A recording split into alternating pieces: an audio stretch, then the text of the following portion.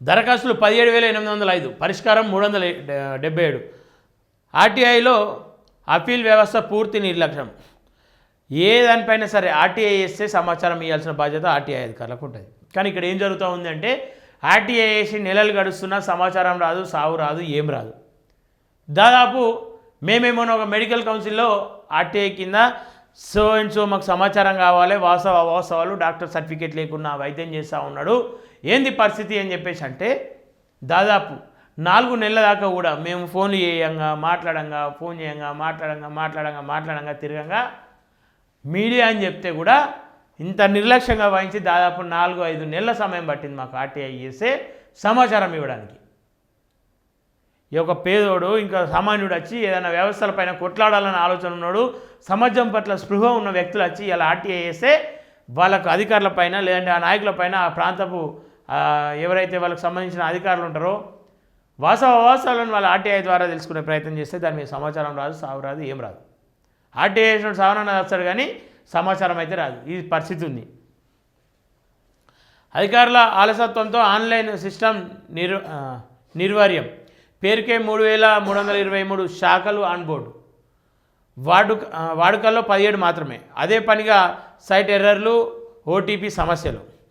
Portal పనిచేయకపోయినా contract సంస్థకు 1,50,00,000 చెల్లింపు. గడువు ముగిసినా కంటిన్యూ అని చెప్పి చూస్తూ ఉన్నాం. రాష్ట్రంలోని సమాచార హక్కు చట్టం ఆర్టీఐ ఆన్లైన్ వ్యవస్థ పూర్తిగా నిర్వీర్యం అయినట్లు తెలుస్తున్నది.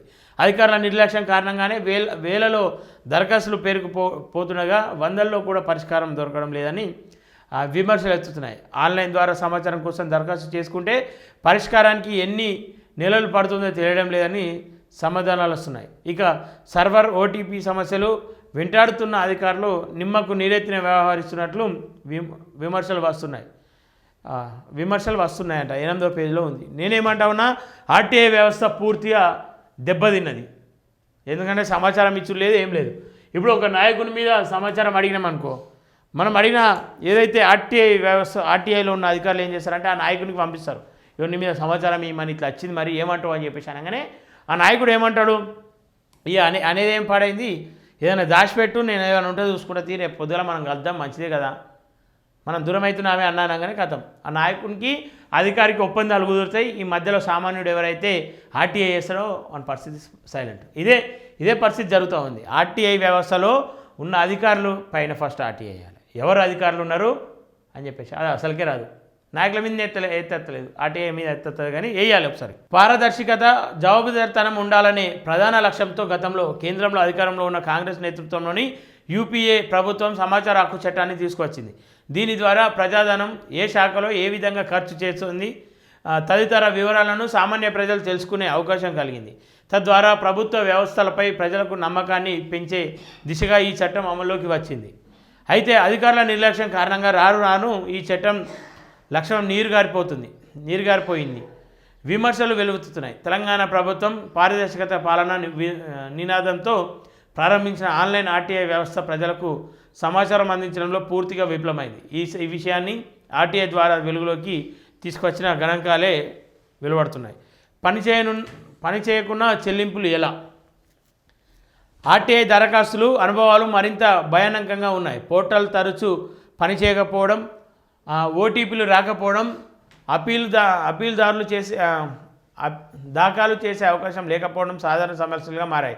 ఫిర్యాదు చేసినా, కాంటాక్ట్ చేసినా నెలల తరబడి ఎలాంటి సంపాదన లేని దరఖాస్తులు లేదని దరఖాస్తుదారులు వాపోతున్నారు.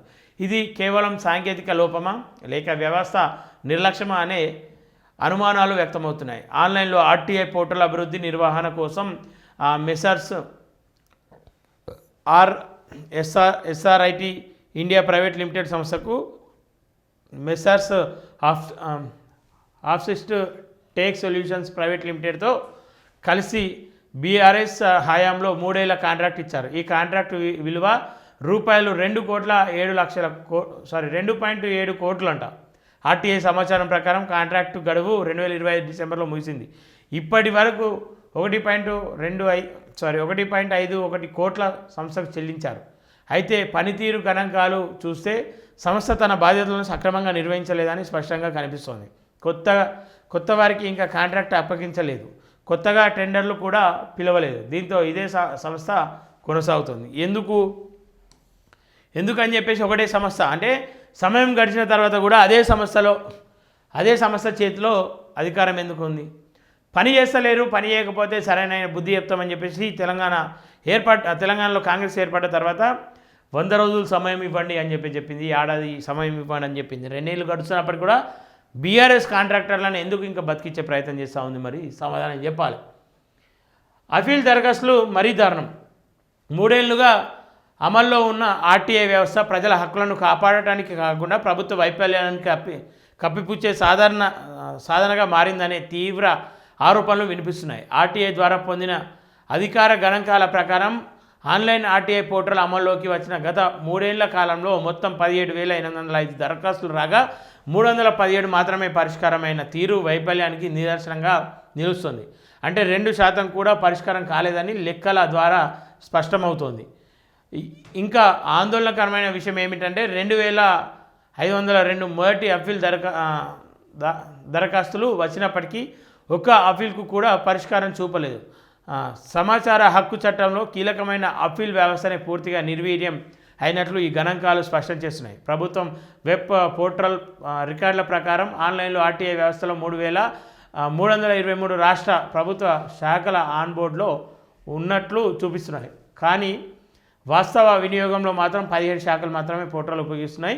మిగిలిన వేలాది శాఖలు ఆన్లైన్లో ఆర్టీఐ వ్యవస్థకు దూరంగా ఉండటం వల్ల దరఖాస్తులు ఎటు తేలని పరిస్థితి నెలకొందని చెప్పి చూస్తాను. ఇక్కడ యూరియా కష్టాలంట. ఆర్టీఐ వ్యవస్థ ఖచ్చితంగా మారాలి. ఆర్టీఐ వేసిన తర్వాత 45 రోజుల్లో సమాచారం ఇవ్వాలని ఉంటుంది. 15 రోజులు 45 రోజులు సమాచారం రావాలని ఉంటుంది. కానీ ఎన్ని రోజుల్లో సమాచారం వస్తుంది? ఏడాది 2 ఏళ్ళు 3 ఏళ్ళ తర్వాత కూడా సమాచారం రానటువంటి పరిస్థితి. అంటే అధికారుల లోపమా, నిర్లక్ష్యమా, ప్రజలకు ఏదో నమ్మమాత్రాన వాళ్ళు అడిగినంత మాత్రాన ఇవ్వాల్సిన అవసరం ఏముందా? లేదంటే ప్రజలు అడిగే దాంట్లో మళ్ళీ రేపు పోయి మీ నాయకులను ప్రశ్నిస్తారు, లేదంటే మీ సర్పంచ్లను ప్రశ్నిస్తారని భయానికి ఇట్లాంటివి ఇస్తలేరా సమాచారం అనేది కూడా ప్రజలు అర్థం చేసుకోవాలి. ప్రజలు నిద్ర లేవాలి. ఇకనైనా ప్రతి దాంట్లో జాప్యం జరుగుతూ ఉంది. వాస్తవాలు బయటకు చూపించట్లేదు. నిజాలను కప్పిపుస్తూ ఉన్నారు. దొంగలను కాపాడుతూ ఉన్నారు, లంగలను కాపాడుతూ ఉన్నారు, ఇలా లఫంగాలను కాపాడుతూ ఉన్నారు. ప్రజా సమస్యలను గాలికి వదిలేస్తూ ఉన్నారు. కాబట్టి ఆలోచించాలి, అర్థం చేసుకోవాలి, అడుగులు వేయాలని చెప్పేసి ఈ సందర్భంగా కోరుకుంటా ఉన్నాను.